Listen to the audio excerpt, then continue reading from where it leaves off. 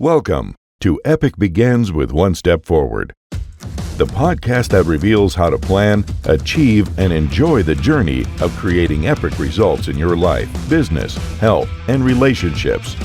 Here's your host, best-selling author and motivational speaker, Zander Sprague.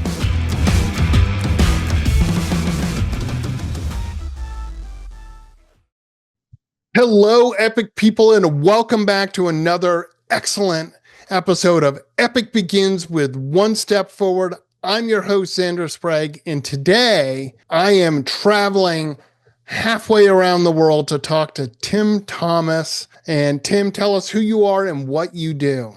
Zander, hi, my name's Tim Thomas. I'm a former professional fighter, former Australian Special Forces soldier. I've worked in the veteran recovery space for over a decade now, helping other soldiers get through PTSD after I went through my own sort of loop. And now I'm the guy. And through all that, I realized, like, if the best thing you could do for anybody is improve their sleep. So now I'm all about improving people's sleep, connecting people back to the joy of sleep. That is awesome. And there is so much that I am curious about because you truly have had an epic life, my friend. Talk about some epic adventures. Let's start off with Australian Special Forces. That's no small feat. Tell me just a little about how long you were in the Special Forces. What did you do while you were in the Special Forces? Okay, so I had my service career between 2004 to 2010. And I did the things that other people did, had my deployments to Afghanistan, East Timor. The one unique thing at that time was in 2004, the Australian government started this first time ever direct recruiting into Special Forces, where they took regular civilians and provided they passed, the IQ test, the psych test, the physical testing, obviously, you could actually apply for Special Forces. And previous to this, you had to be in a regular unit for 2 years before you could even apply. Right. So I was told that 5,000 to 10,000 people applied. Of that amount, 70 were accepted, and I was actually the oldest allowable age in that group. I was 30, and everyone's saying you're too old. You're too old. And it's so interesting because I'm dyslexic. I see things in patterns. And it was obvious to me that it was the first time I'd ever aged. I'd never aged before, right? Kind of funny. Then I'm like, well, if this is the first time I'm doing this, and everyone can think of the age they're currently at and the attachments other people have to that particular age group, because people were telling me, oh, you're 30, you can't do it. But then I'm like, shouldn't it be me defining what I can and can't do at this particular age group? Because I've never done it before. So, right. Do I really want to take on board what everyone else is saying? And what I realized they were saying is not that I couldn't do it, but they couldn't do it. Yeah. And a lot of people try and stop you with good intentions because they've tried to do something possibly epic and they've failed, they've gotten hurt, and they're trying to save you the pain of the failure that they felt. So they try and sort of stop you or give you a hard time about it. And I realized that. So I went into this thing, and of the 70 that started, they did not want us there. We were not welcome. Right. We were considered queue jumpers, civilian queue jumpers. We've got a statistic in the School of Infantry, 300% more injuries than any other platoon to go through there. Mm-hmm. At the end of the Special Forces selection, which goes for 28 days in Australia, there was 15 guys, less than 15 guys that got through from the initial 70. Probably the hardest thing I've ever done. I can imagine. Mate, well, it's not just, when you're in that space, it's so all-consuming. So it's like you disappear. So if you don't have your personal admin sorted out, like paying your bills, this, you'll go back to your home and, your electricity might be turned off. There's all these things that you have to balance. So if you've got any small lack of integrity in your personal life, it really shows off. You can't turn up, say, oh, my car didn't start. Oh, my girl didn't do a certain thing. It's hard enough in that space, but you have to manage all your personal stuff. And it's what I tell people. If you think about going to the gym part isn't actually the hard part. It's organizing everything else in your life so you can actually be there. Absolutely. All right. Absolutely. So, you talk about doing epic things. Epic thing is one part, having everything else in your life organized so you can do that epic thing. That's often where people get stuck, and people don't talk about that. So speaking of personal admin, my firstborn was due to be born on Special Forces selection. And they said, Tim, this is Special Forces selection. You can either do it or see your son being born. You can't do both. Right. And, as up until that point, I was a hardworking dude, but I was working in the early days of what would be called mixed martial arts. Back in the 90s, it was just called no rules fighting. Yeah. And as much as I worked really hard, it wasn't giving me anything above minimum wage. And I thought, well, I can't see it from my own perspective. I've got to see it from the child's perspective. What does that child need? Does it need me physically there at the birth, or does it need a dad with a job as it comes into the world? Right. And so I got my then wife all the help she needs. I call her my then wife, not my ex-wife, because I stand for a positive future. And I got my mum down. I got her sister-in-law, and I did special forces selection. And that's exactly what they were looking for. It's the hardest thing I found, Zander, is making the decision to say, I'm all fucking in. Yeah. And once you make that, it's like time changes. The distance between you and what you want changes. The world sort of tilts on its axis. And that's the difference between you being 99% in and 100% in. There's this immersion process where it's not that it gets easy, but the distances get a whole lot closer, and it gets easier than you think it would be. Absolutely. When you're all in. Yeah. And I couldn't agree more, Tim. When I talk to people about EPIC and stuff like that, first of all, for me, what EPIC stands for is every pilgrimage includes commitment. And clearly going through special forces is a pilgrimage. It's not easy. There's a lot of blood, sweat, tears. I've heard from other people, I've talked to who are, been in special forces and done, like here in the US, Ranger training and stuff like that, that it is more the mental than it is the physical. There is the physical part, but let's face it, if you made it from a civilian to get to be in there was selection. Plenty of guys fitter, faster, stronger than I was. Yeah. But that isn't what actually gets you through. And when I've done some marathons, half marathons, and an ultra marathon, not anymore, but I did do those. And I remember when I was trying, I was like, how the heck am I going to run 26.2 miles? That is a really, really long way. And I ran a couple of halves first, and my running coach said, look, the only difference between a half and if you can do a half, you can do a full. It is the mental part of it. It's when it gets hard, when you have a grindy mile, like it's not a good mile. You don't feel good. Your feet hurt, your legs hurt, whatever it may be. Do you keep going? And you're right with that whole, it's easier to do 100% than it is to do 99%. Oh, it's magic. It's this magic. Like you commit 80% to something, you get 80% back. You get 90%, 90%, 99%, 99% back. But when you are all in, it's like the universe gives you 1,000% back. It's like the whole world is just waiting for you to go, I am 100%. Nothing else matters except this one thing. Absolutely. And it is easier. I mean, I remember when I ran my first marathon, I was like, I knew I was going to finish. I vision quested the bejesus out of that. When I was running at 5 a.m. and it was cold and dark, I pictured myself crossing that finish line. I was like, if I have to crawl, I am crossing that finish line. Look, I'm not fast, but it doesn't matter. I finished it. And the fact of the matter is, in your special forces training, whether you were first in your class or last in your class, you're still special forces. You still made it through. And I want to share something in that space, because there's a really wonderful experiment they did. They had a mouse going towards a piece of cheese, and they attached a little spring to its tail, and they measured how many neutrons of force it pulled forward. I can't remember. It was something like 300, right, to go towards the cheese. But then they put a smell of cat behind it, and it pulled like 1,200. Okay. So there's something about integrating the shadow, something about integrating the fear of what would happen if you didn't go forward. So some days, and I just want to share with that it's a very powerful thing to hang on to both, because if the mouse was tired, I don't give a shit about the cheese, but then I don't want to be eaten by the cat. Right. So our minds respond really well to us imagining what would be the predictable future if I didn't, or you see where I'm going with that? So I was quite blessed when I was doing special forces. Some days I'm like, I'm doing this because I want to be a commando. Every morning on my phone, when my phone would start up, it had a little message saying, you will be 079, which 079 is the qualification code for a commando. And so every morning I saw that. So I was quite blessed. The last job I had before I was doing special forces selection, I had a complete a-hole of a boss. Yeah. Right.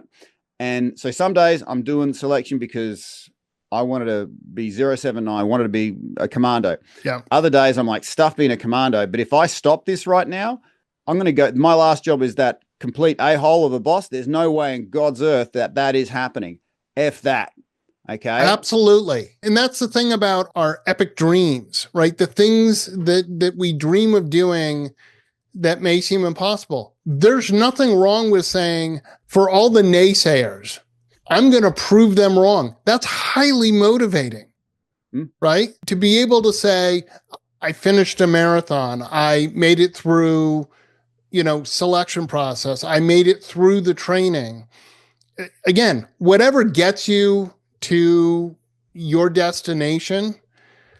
I mean, in MMA, okay, there are certainly, I've watched a lot of MMA over the years.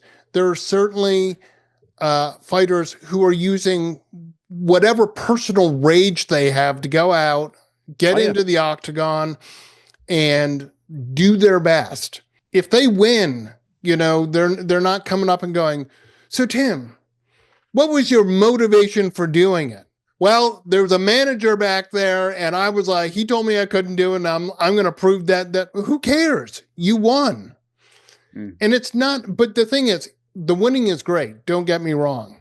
But here's my experience in achieving some epic things. And I want to ask if you've had this, which is you have this goal over months or years to get someplace. But when I finished my first marathon, I was ecstatic. It was just like, I couldn't believe it. But probably about 10 minutes later, I was like, now what?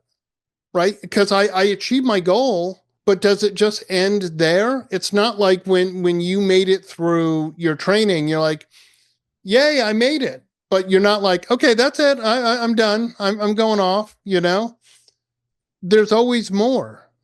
When you were doing, MMA, you get a victory. That's great. But now what? Now what do I do? Am I right that you kind of sometimes had that thought, that feeling of like, this is great. I'm ecstatic. But now what? Yeah, we sometimes step over the fact that as we head towards an outcome, that is the greatest part. That is the part where we're most energetic. Oh, absolutely. And we are moving towards something. And regardless of whether we get what we want or not, or get the outcome we want, Bruce Lee, famously said words to the effect of, don't worry about the outcome, just worry about the moment. Yeah. And Teddy Roosevelt had this fantastic quote about striving valiantly. And he said, it's not the critic that counts, not the man who points out how the strong man stumbles or where the doer of deeds could have done them better. The credit belongs to the man who's actually in the arena, whose face is marred by dust, sweat, and blood, who strives valiantly, who errs and comes up short again and again and again, because there is no effort without error or shortcoming. Absolutely. But he who knows the great enthusiasm, great devotions, he who spends himself in a worthy cause. Yeah, that moves me to the bone. Absolutely. And, I talk about in my book that failure is part of the journey. We're going to fail at things, be it an entrepreneur, training for a race, a fight, special forces, whatever. First of all, there's a lot of learning and failing. Oh, okay, that's not how to do it. I know as an entrepreneur for the last 20 years, I'm a generous man. I've spent money on lots of software and tools and stuff like that are supposed to help me do my job better. It's not that they're bad tools. They're just not the right ones for me. You look athletic. I'm going to say perhaps you've done some running in your life. Running shoes are a great thing. Oh, these are great running shoes. And you put them on, they're not bad shoes. They're just not the right shoes for you. They may not fit your foot right. They may not give you the cushioning you want. There may be too much cushioning. Doesn't matter, right? It's not a bad product. It's just not the right one for you. And when you find the right shoe for you, you're like, wow, this is great. Then, of course, the shoe company goes and changes something in it and ruins the shoe for you. And you're like, come on. Yeah. And everyone's getting into barefoot grounding these days. Exactly. You know what? I don't think I spoke to it properly when you spoke about achieving something, then going, well, what next? Yeah. There's a bit of a saying here. If you don't go within, you'll go without. Sure. So I know myself, when I thought, well, I want to achieve a certain thing, and then I have this assumption that when I do that thing, it'll give me something from the outside in, you know? Yeah. It's like, and it does for like a window, but then it disappears like a mirage. And if it's almost like, Tim, if you don't go inside yourself to give yourself a sense of self-worth, this thing on the outside won't do it for you.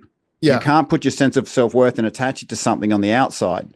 And that's part of what I do, is help people see, Zander, that our value to others as they see it isn't what we do, it's what we've come through. Absolutely. You know? Yeah. And the other thing that I've discovered in my life is people will give attribute to things that you've done as, oh my gosh, that's so great. That's so wonderful. And sometimes they're sort of making you sound so altruistic about what you're doing. And yet you're like, but I'm doing, part of my motivation is selfish, right? It's still a great thing. And I'll give an example. I used to live in Boston, and I volunteered at Boston's Children's Hospital and worked on a infant toddler surgery unit.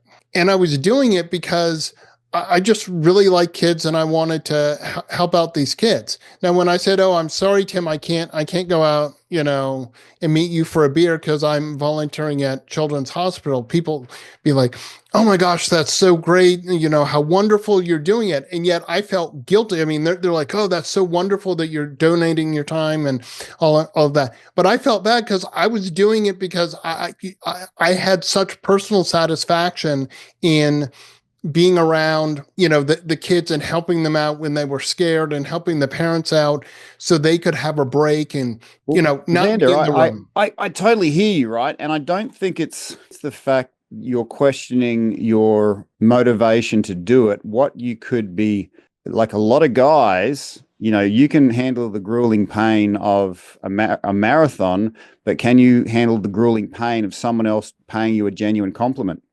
There is that. Because we hey, and so there is a part of us as a man that if we're not allowing ourselves to be vulnerable and let people contribute, because, I'm a man, I penetrate into the world, but to allow yourself to open up and receive, like, that's a whole level of vulnerability. Zander, I'm gonna acknowledge you right now, and I want to see how it lands. I'm interested. All right. Zander, okay, so we've met maybe 20 minutes ago. Yeah. Okay. First time ever. But what I see in you is a man with a heart of service. You have this energy. You're the type of person that when you do something, you're automatically thinking, this would be really good for so-and-so and so-and-so. Yeah.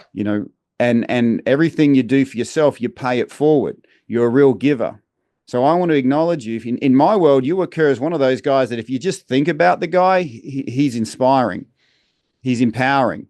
And if you struggle to believe that you can empower someone without being in the room, imagine if you're an a-hole and you're like an energy vampire. The thought of you in my head would be like, he's just taken from me. Yeah. Okay. So can you get the inspirational man that you are, and can you let that in? Absolutely. I mean, thank you. I mean, I'm humbled because you don't know me from Adam, and I appreciate that. I'd know it if you're a D-head. Yeah. Well, okay. I am. I got a crap detector, my friend. I am here to help people, because to me, knowledge is useless if I'm not sharing it. And I love what I do. I literally can't help myself. I need to help people. One of my jobs is I'm a licensed mental health professional. So I do that because it comes intuitively to me. I listen to people, I chew on it, I try and figure out like, why is that? I get curious. Why is that happening? That's something that I think is really important, especially with, the work you do with veterans and stuff, is not enough people get curious about what's going on. Why is this happening? Right? No, I get that. And I want to harp on something here. All right. Because the trap that I fell into, like yourself, heart of service, right? Yep. And it was natural for me to give to others. But what nobody knew, because I had a goal of saving 40 veteran lives from suicide. I didn't care if I worked the rest of my life to do that. That was achieved within a year because I discovered two things that no one else saw, having my dyslexic pattern recognition powers. I'll get into that in a second. Okay, but cool. What I'm going to say to you and to every service-orientated person out there is what nobody knew in that time was that I was getting incredible results, but every probably 6-7 weeks, I'd have to write myself off with alcohol for about 3 days. Mm-hmm. Because what was happening in that space, it was natural for me to give, but I was giving of myself. I wasn't giving of my abundance. And what would be was if I was just adequate at 100%, and if I gave someone 10%, which I'd naturally do, there was a part of me that said, look, I've given you 10%, you better do something with that. And I'd have an attachment to what would happen with what I gave them. Yeah. And so these days, Zander, my saying is I don't give of myself anymore. I give of my abundance. So instead of being at 100%, if I'm at 500%, I'll always invest in me at the start of the day. Okay. So before I did this podcast with you, I was up on the roof of my house doing breath work, watching the sunrise. Yep. And it moved me so deeply, I literally had tears on my face. Mm-hmm. And in that place of abundance, I can now interact. Because if I'm at 500%, I can give away consistently 20% a day. People can love it, hate it, tell me to F off. It doesn't matter. It's a very powerful thing to say that I'm in touch with something so much more powerful than what can be taken from me. Mm-hmm. Because you know what? We've all been taken from. And, when I'm working with high school students, I use the example of a little plant. This little plant here, it's been taken from, and I rip a few leaves off. And then I say, the plant goes, right, I want to protect myself. And then I put a steel bucket over the plant. And I ask the students, what's going on? Is it safe? Yeah. I say, well, what else is happening? And then they say, oh, it's dying slowly. Yep. So my vision for everybody is to live like energetic millionaires. Okay. Because if I've only got 50 cents and someone takes 25 cents, that's a massive withdrawal. And I can't help but chase that.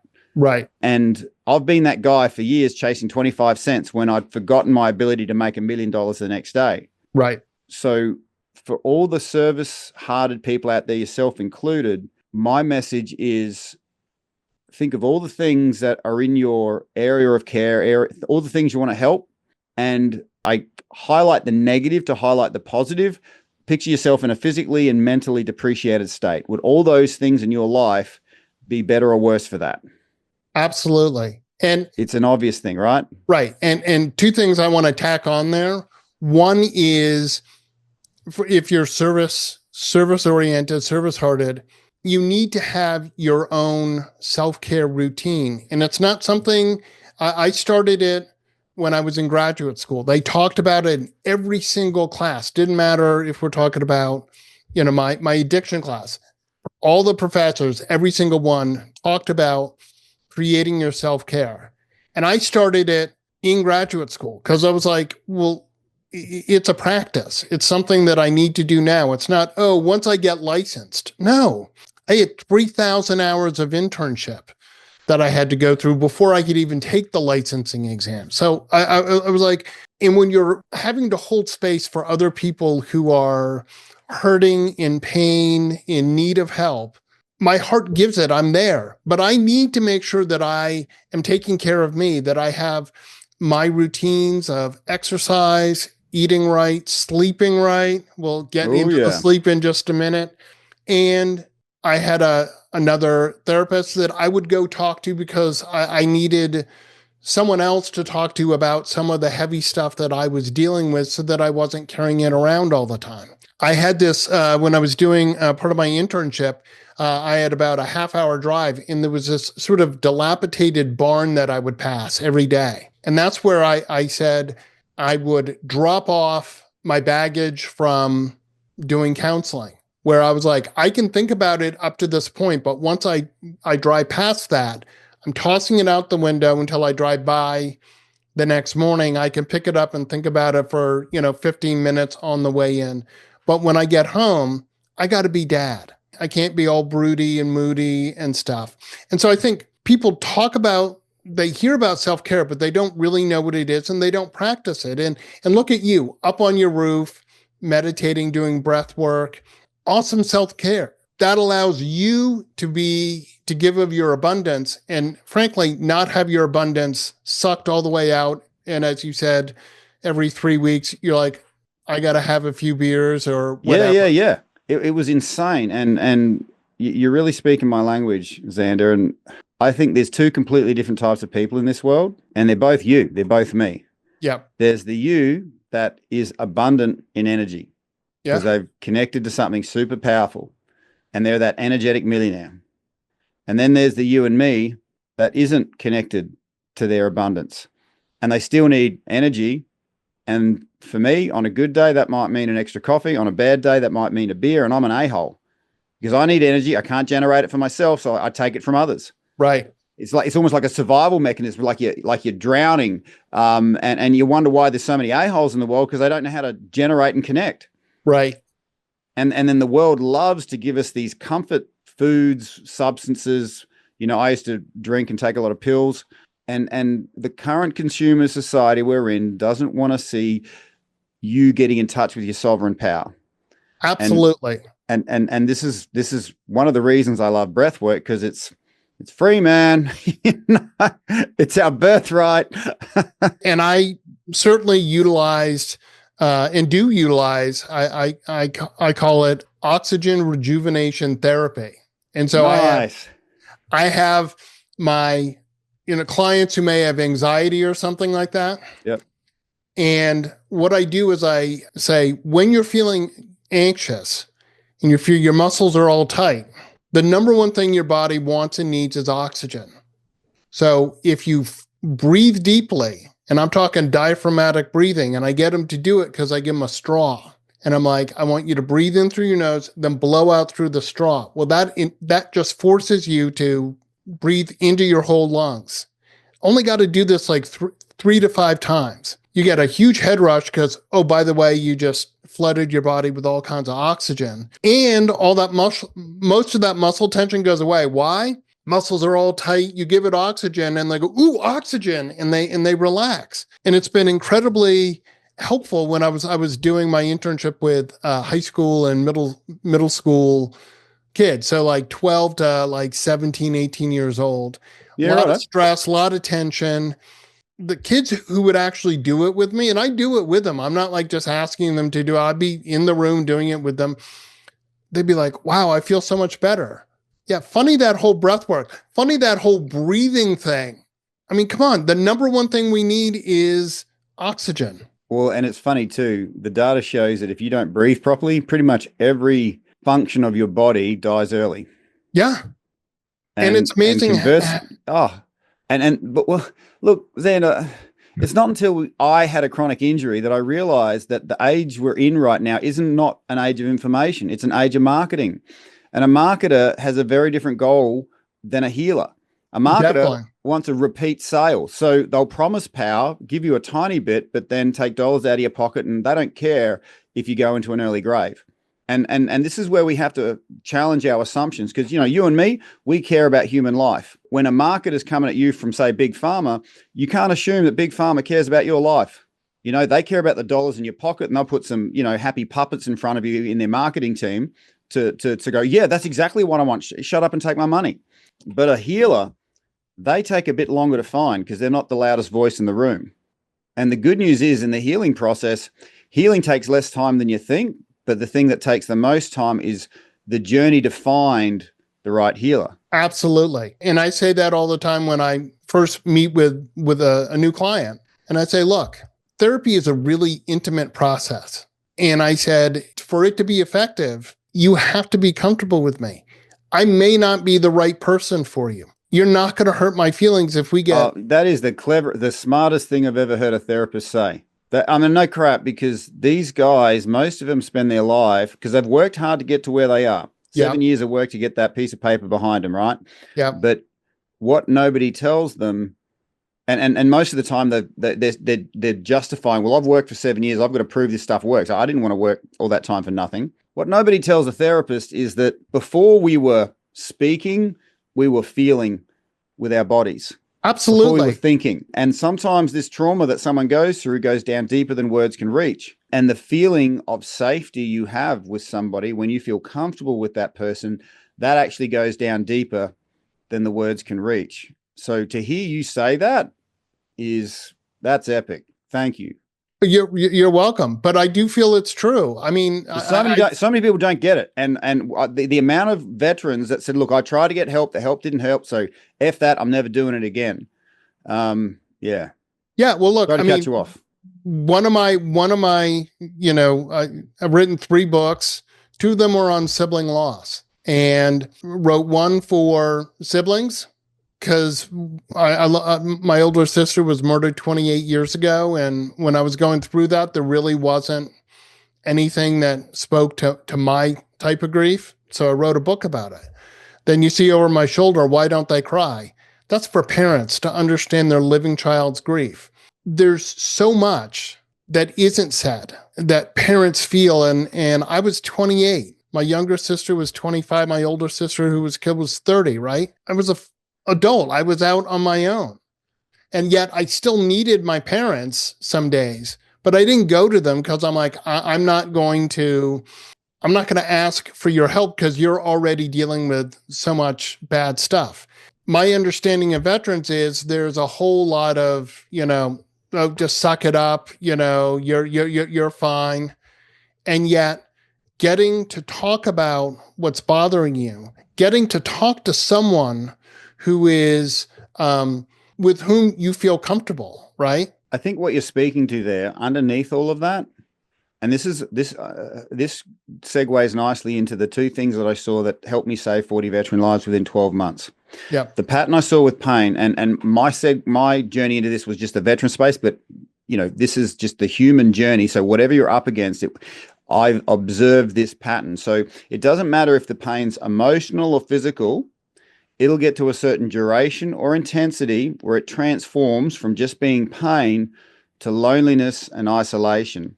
I'm Absolutely. The only one going through this. I can't go to anybody with this because this is so painful for me. Why do I want to spew it up on them? And those unspoken words become like rocks around your heart. Absolutely. And isolation is not something that us social mammals do well with. Mm-hmm. And if you want to flip it to the opposite, Zander, if you knew I had your back 100 freaking %, right? And you knew it. And if I knew you had my back 100 freaking %, and we had that, everything else is a very small detail. Bring on the pain. Yeah. The opposite of that is equally as disempowering. If I feel all alone, everything is hard because everything is hard. I'm at like 1% processing ability. And guess what? I can't drop my guard for a second because something bad's going to happen, which is going to possibly be worse. So I'm not sleeping. So breaking the isolation is the first thing that needs to happen before the resources get poured in there. So when you're talking to your clients about, hey, you've got to feel comfortable, that's a step towards breaking that isolation. But to draw in everybody listening, everybody's up against something. I came into this in the veteran space, but you're up against something. It could be breast cancer. It could be a mental health thing. Whatever it is, if you get through that, you are going to be qualified to break the isolation of someone else who's up against that. Absolutely. And I noticed, Zander, because I'd run these group sessions, and the guys who would hear these, like us blokes, we sort of have these unspoken words in our heart, and we need to hear another guy who's gone through the same thing, but speak those unspoken words inside our hearts. Yeah. And when we hear that, I noticed that there was a physiological response. The jaw would kind of pop open like, okay, which is interesting because we have the vagus nerve attached behind our jaw, right? Yeah. So they would go, like this. And then they'd say words like, I can't say what they'd say with G-rated, but they'd go, I get it. Wow. Yeah. Wow. I thought I was the only one. Definitely. And then breaking the isolation and then getting them out of fatigue, it's like this golden compass turned on inside of them. You know, it was always there, but it was just covered in crap. So clearing off the crap of isolation and fatigue, they knew exactly where they needed to go, and they had all the resources to do it. Mm-hmm. And one or two guys a week would come up and say, "Oh, do you remember that conversation?" I'm like, "Yeah." And they said, "Well, that was the thing that changed everything." And it was so easy. It was just those two things. And I wasn't qualified. I'm like, "Well, this is working. Keep doing it. This is working. Keep doing it. If this is working, how can we expand it out?" No, absolutely. Yeah. And my experience as a sibling survivor is that it was incredibly lonely. At the time my sister was killed in Boston, I was living in Boston at the time. People knew my parents. They go, "Oh my gosh, how are your parents doing?" But no one asked how I was. The longest relationship we have in our life is with our siblings. We reasonably have a time in our life where we're like, okay, I kind of expect that my brother or sister will die. Maybe that's 70, when we get in our late 70s, early 80s, whatever. But you go, yeah, it doesn't make it easier, but you're like, yeah, this is the time in our life where this happens. Certainly not at 28. And I started to wonder whether my loss was less significant than my parents. And the answer is no, it's not. Here's a startling statistic for you, Tim. Here in the US, there's over 1.3 million new sibling survivors in the US every year. So we're everywhere, and yet we're nowhere because we don't have, like, there's not like some secret, hand signal or something. We're everywhere. Now, I work with an organization called the Compassionate Friends, which is for families that have lost a child, and I'm on the board for the sibling as the sibling representative. I can tell you, you're talking about like the vagus nerve and the getting heard and getting seen. Going to the national conference is 3 days of like, it's so emotionally overwhelming, and not in a bad way. Like we laugh all the time that people think we're crazy because we're excited to go to a grief conference, but we're excited because we get to be around our own people who get us. Yeah. The same way that when veterans get together, they have it's unbelievable what you see happening. Why? Because you all understand. There's so much that you get to talk about that you don't have to put a 30-minute preamble to get someone who doesn't know your experience, right? You get to go in and say something like, yeah, you can speak your language and know that you're going to be heard. Right? You don't have to filter yourself. And someone else goes, "Oh yeah, right there with you, brother. I got you." So you get to talk about the thing. You talk about the stones around your heart. You get to talk about that thing that's going to take one of those stones away, and not have to try and educate someone about where you are so that they can then help you, but they don't really understand. Because I could really describe what it is to run a marathon in great detail, but until you've done it, you just don't understand. No, I get it. And it points to the observation that it's not the pain that's the problem, it's the isolation you feel. Oh my God, it's horrible. It's devastating. It has such profound effects. Yeah, you're right. And within that context, it's important that we see our pain as real, because ultimately it doesn't matter if you've lost a sibling or you've got something else. When pain gets to a certain point where you feel isolated, that's where it's the beginning of the end. And I will give a certain caveat here, because it's so powerful, breaking the isolation when you feel someone who understands what you're going through. But there is a certain danger there that I've observed in the veteran space, and I don't know if it applies elsewhere. Veterans, because breaking the isolation is the first step in your healing journey, but ultimately you want to be serving at your highest level, bringing the gifts that you have in you out to serve others, right? And what veterans tend to do is they'll form these antisocial social groups. So they'll get together with their own kind and they feel their isolation broken, but then the second they leave, they're like, well, my barriers are back up. So it almost like feeds this antisocial behavior. So I always treated my groups like a springboard. You go in, you leave with more energy, but you're pushing out into the real world with more of you, knowing that you can circle back. Yeah. Very important. You know, it's one thing to be lost in the middle of the ocean, and a lot of people say, oh, we're all lost, let's just all pull our rafts together. We're going nowhere, but we're all in this together.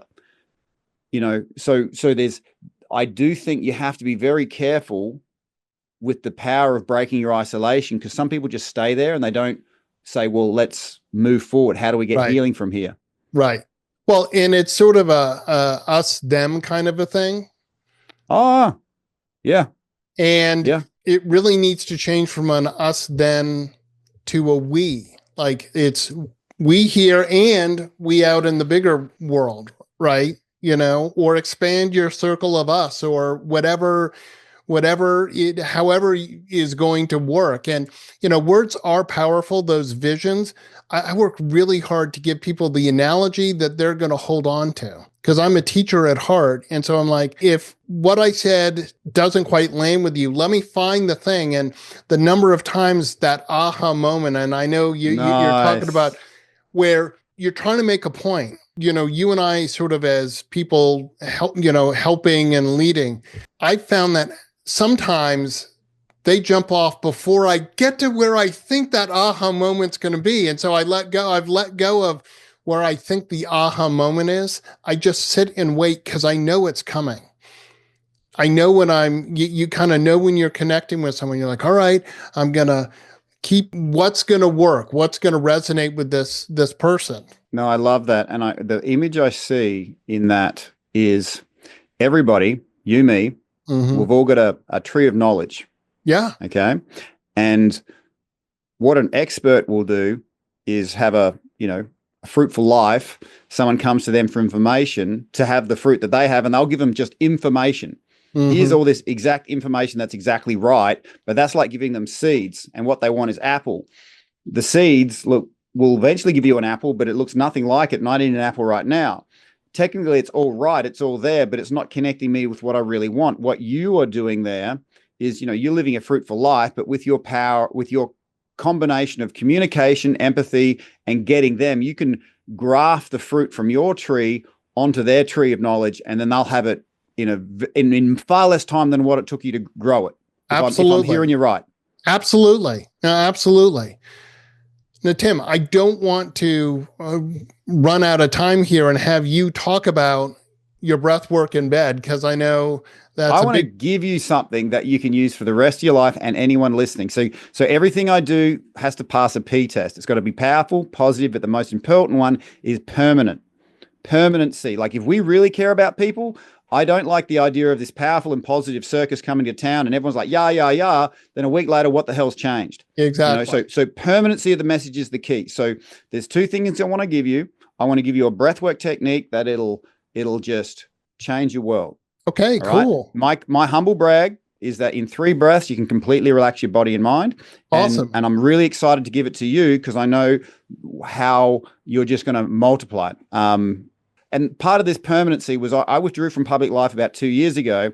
I did a workshop on an army base. I got an email from a very high-ranking army officer saying all my corporals and sergeants were coming up to me saying that was the first good night's sleep they had in 5 years. He thought it was awesome. I said, that's terrible. Your men haven't been sleeping in over 5 years. But then he said, it was good when you were there, but what have you got when you're not there? I'm like, oh, crap. I've failed my P test. I'm not permanent.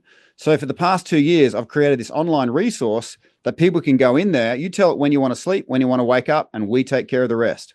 You just hit that notification, press play, and it'll guide you into a cloud to go to sleep, and it'll wake you up with presence, power, and transform all that lead into gold. My company is my effort, and the resources are my effort to be permanent, because the powerful thing in this scenario isn't me. I don't see myself as a breathwork coach, Zander. I'm the guy who introduces you to the love of your life. Sure. And you're going to have that love all your life. It's going to be your closest friend, your most powerful ally. It's going to be there when you go to sleep, there when you wake up, there at 2 a.m. when your head's going a million miles an hour. That's there. So, but what I want to give you, and if all people get from this is this breathwork technique, they're going to be set up so powerfully. So all you need to be is seated in a comfortable chair.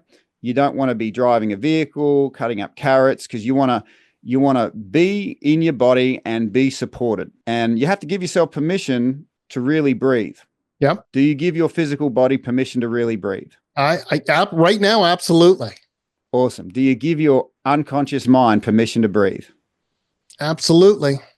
Okay. So in a comfortable position, all we're going to do is simply breathe in and breathe out. Just give that a try. Congratulations. You're being conscious of your breath is the first step to peace and happiness. So just being conscious of your breath, because when I was in fight or flight, I was so connected to outside of me, I lost connection to my own body. And I didn't know it, but I was shallow breathing.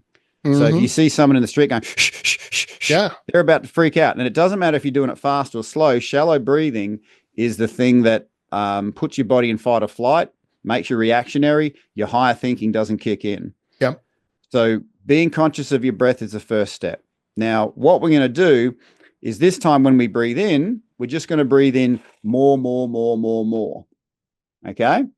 So breathe in, then breathe in again and again and again and again and again as far as you can, and then just let it out.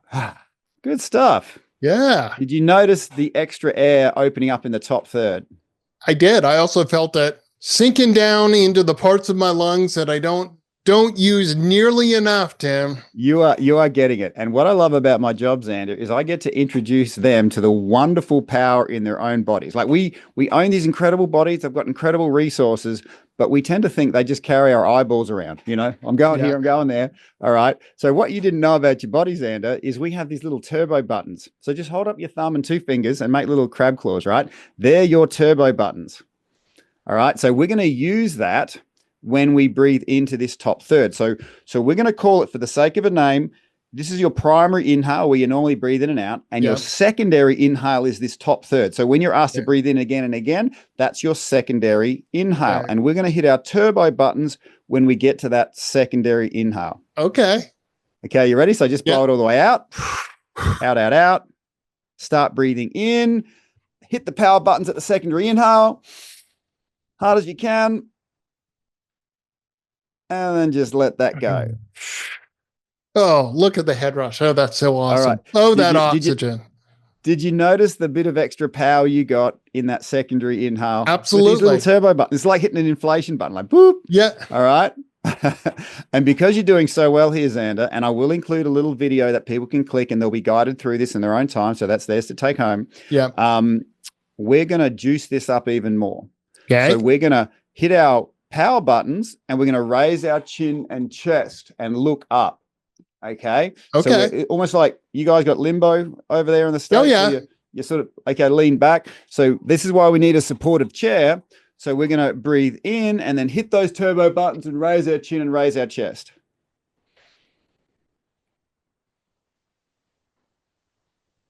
And then when you're ready, just let that out.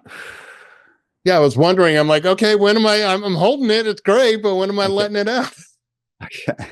And that smile on your face tells me you're doing it right. Because this top third of our lungs, we called it our secondary inhale. I actually call it the breath of possibility. Okay, cool. Okay. Because when I got crap in my head and things feels impossible, look what happens to my structure. I hunch over. Right. Okay. So these little turbo buttons, they make the impossible possible. Right. Okay. And you're getting a physiological change to your body. And think of your energy system or your nerves and the electricity that runs along them. They're like hose pipes. And if you pinch a hose pipe, it'll have less water running through, right? So we're hunched over, we're pinching our power supply. So when we raise our chin and pinch, we straighten up our structure and we naturally have more energy. Definitely. Cool. Now I'm going to show you how to juice this up, and I'm doing this with velocity, so you're doing really well. All righty. Is behind our nose we have sinus cavities, right? Yeah. And when I was a professional fighter, my coach taught me before I do a combination, I snort as hard as I can to pull air through my sinuses into my brain. Mm-hmm. Now, whether that happens or not, it worked in combat. Sure. Okay. So what we're going to do now, Zander, is we're going to exhale everything. And let me just finish this before we jump into it. Exhale everything. And then when we breathe in, when it gets to the secondary inhale, really kind of flare your nostrils and snort as hard as you can. It's almost like you're snorting drugs out of the air. All right. Okay. Through your nose, hold it there as we go up. You cool with that? Okay. So let's blow it. Let's blow it all the way out. Out, out, out. Out, out, out, out, out, out, out, out, out. Start breathing in and then hit those turbo buttons, snort the air, raise the chin, raise the chin, raise the chin, lean back, wriggle it, wriggle your shoulders, open up your chest, wriggle your shoulders, and let it out with a big sigh. How you feeling? Awesome. Energized. Yeah. All right. So that's the breath of possibility. And I'm going to dovetail this into the breath of peace. Okay. So our top third, breath of possibility, bottom third, breath of peace. And what we're going to do here is we're going to snort it high, hold it, and then we're going to wriggle our shoulders, let it all fall down. My head is going to go down towards my knees. Okay. And my hands are going to be on my belly, and I'm going to be pushing everything into my belly button. So It's going to be like a balloon down low. My head's going to be forward, hands on the belly button. I'm going to squeeze it, and it's going to try and come out of my mouth, but my mouth is going to stop it, and it's going to go and let it out super slow, because that bottom third of our lungs, that's where you get the best gas exchange. Okay. Yep. So I'll talk you through it, and we're just going to do this 3 times. Okay. Okay. Breathing isn't hard per se, but because you've been breathing your whole life, we often have it's our oldest habit. So to do something new, you just need a little bit of being gentle on yourself, give yourself permission to sort of let your body figure it out. But each time you do it, it'll be feeling better and better. Cool. So we're going to do this 3 times. All right. I'll be right here with you. All righty. So sitting comfortable, blowing it all the way out. Get your turbo buttons ready. Start breathing in. Hit those turbo buttons. Snort the air. Snort, snort, snort. Open it. Now just hold it and wriggle your chest like you're stretching it all out in the bed. And then let your head fall forward. Let your head fall forward. Hands on your belly. Hands on your belly. Push it down low. Push it down low. Hands on your belly. Try and squeeze it out. And then as long as possible. And just as you exhale, allow your muscles to relax through your neck and your shoulders. Now with your turbo buttons ready, breathing in, snort the air, raise the chin, raise the chest, hold it, wriggle, wriggle, wriggle. Let your head fall forward to your knees, head fall forward to your knees, hands on your belly, hands on your belly. Let it out with a super slow and try and make it twice as long as that last one. Really restrict it. The longer your exhale, the better. Let everything relax, like your body's deflating. With your power buttons here, blow it all the way out. Out, out, out. Then really snort it in. Raise it up really long.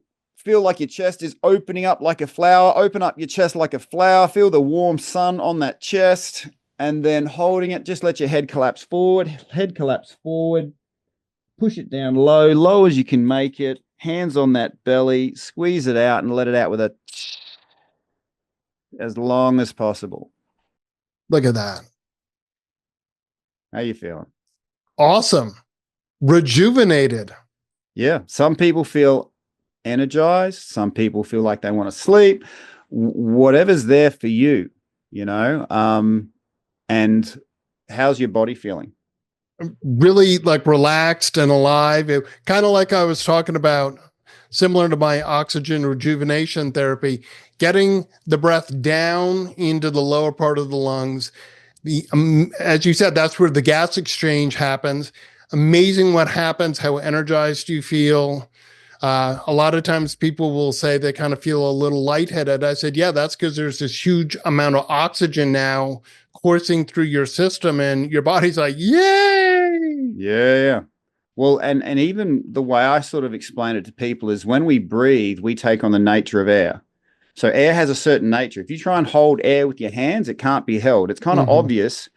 And when we breathe and we take on that nature, the air doesn't allow us to hold on to things. It doesn't allow us to hold on to our tension. It doesn't allow us to hold on to our blockages. It doesn't allow us to hold on to the crap that's in our head. So having that as an ally, and if all you get is those 3 breaths, the breath of possibility, breath of peace, and I will include a little link, then you are going to be so powerfully set up. And not just for yourself. Imagine if you come across, I'm talking to all the listeners here, how many people do you know that could do with some possibility and peace?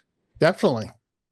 And what I've done is I've set up, to me, repetition restores. And if I can do something that's, I do things that are easy and effortless a lot longer than things that are hard and uncomfortable. Absolutely. Right.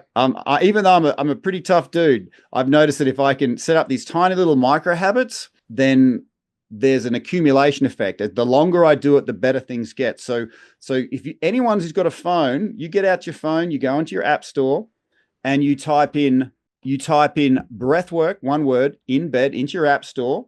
Yep. You go in there, it'll ask you 2 questions. When do you want to sleep? When do you want to wake up? Right. And then we take care of the rest because people are already busy enough. They're like, look, here's what I want. Take care of it for me. Yep. So, your alarm, you'll set your alarm in the morning, probably set it a bit earlier.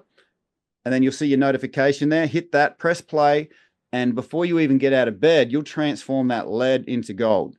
Cool. And particularly handy to have a breathwork buffet at 3 a.m. when you're up and your head's doing 1,000,000 miles an hour. Oh, yeah.